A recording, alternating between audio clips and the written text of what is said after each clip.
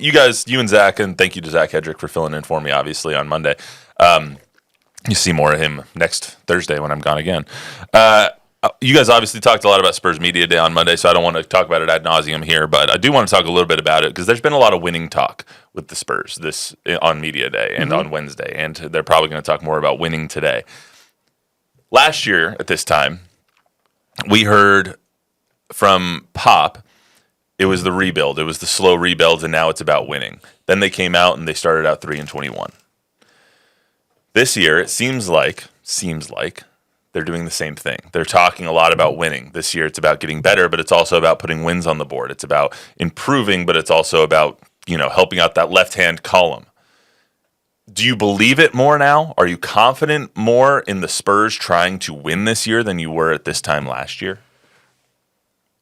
Wow, that's a tough question. I hadn't thought about it in those terms. No, because I was pretty confident. I thought they would be better winning more games, and then it turns out they won, the same amount of games. So I would guess yes, because I don't think Chris Paul and Harrison Barnes came here to lose, right?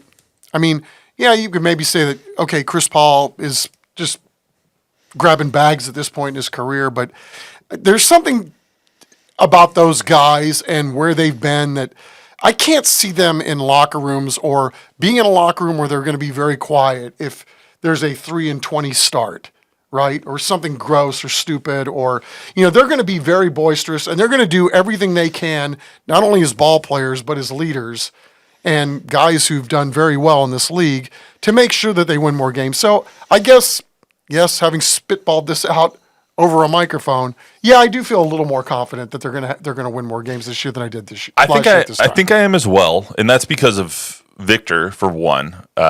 He's listed 235 now. I don't think I quite believe that he's 235. I think they're embellishing a little bit. He might be around 225, but you never know on that long frame of his. He said that he was asked about awards. I think you guys played the SOT on Monday. He was asked about winning awards and what that means to him. And he's like, well, I'm about winning, and with winning comes those things. And so to him, and Victor has said that from the very beginning, it's about W's. And with that comes, the defensive players of the year and the most improved players of the year, the MVPs, the All-Pros, the All-NBA teams, all that stuff. I think that this year is going to go as Victor goes, but it's also going to go as the continuity goes. With Chris in tow, obviously, Coach Pop was playing coy with how much Victor and Chris have played together so far, but I think I'm more confident in saying that they're going to win more games this year than I was last year, just because you can't really win less.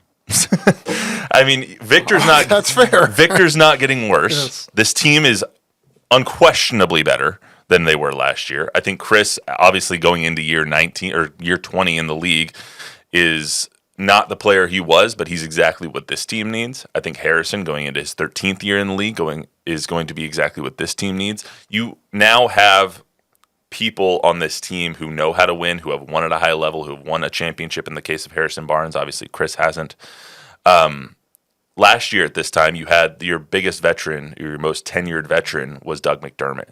And I love Doug, but that doesn't mean that he is, the end-all, be-all when it comes to winning. He hasn't won anything in this league. He is a journeyman three-point shooter who is a good dude and helps the team as a role player off the bench. He's not Chris Paul. He's not Harrison Barnes.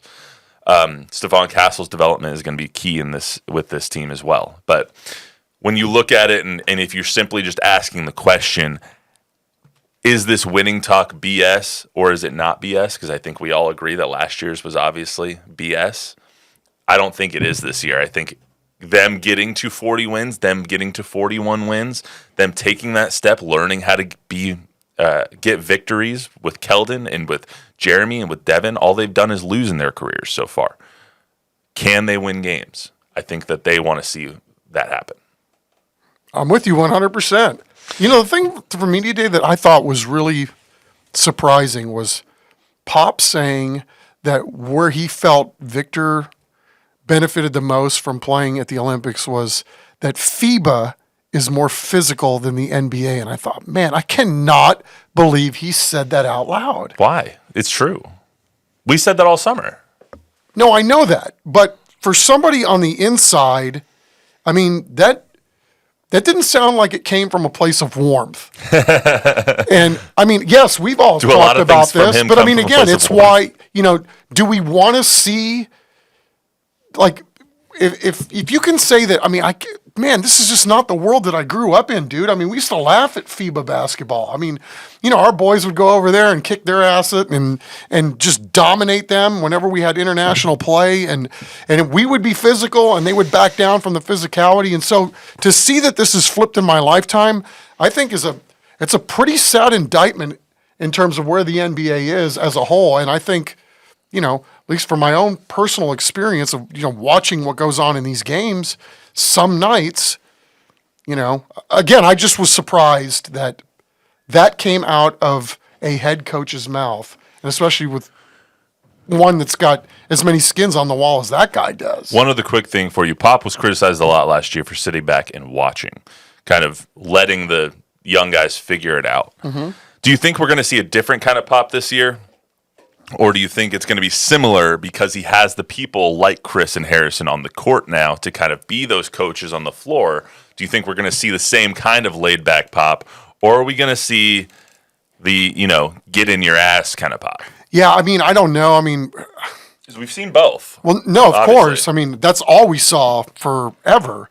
And I don't know that some of that stuff wasn't going on last year. I mean, they don't let anybody into practice to let you see what's actually going on. But I think it's a little easier probably now for Pop to go kick some ass if there's a guy like Chris Paul who's also kicking the ass. Mm.